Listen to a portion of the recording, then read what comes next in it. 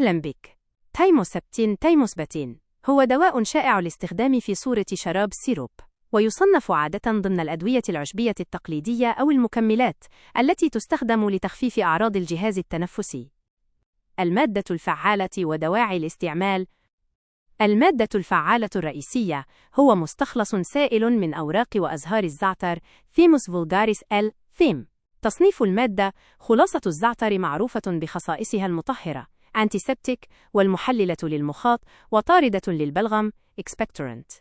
دواعي الاستعمال الأساسية: يستخدم شراب ثيموسبتين بشكل رئيسي لتخفيف الأعراض المرتبطة بالتهابات الجهاز التنفسي العلوي ونزلات البرد، وتشمل 1.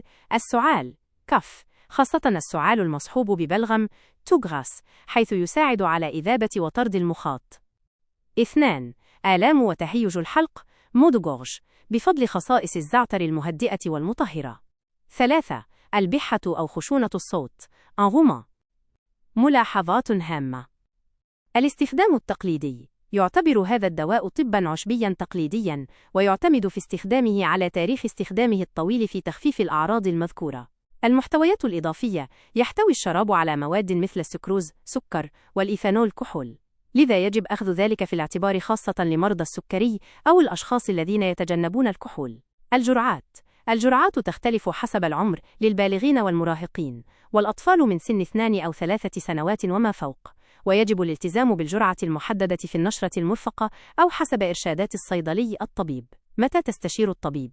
يجب استشارة الطبيب إذا لم تشعر بالتحسن أو ساءت الأعراض بعد 7 أيام من الاستخدام، أو في حال ظهور الحمى أو صعوبة في التنفس.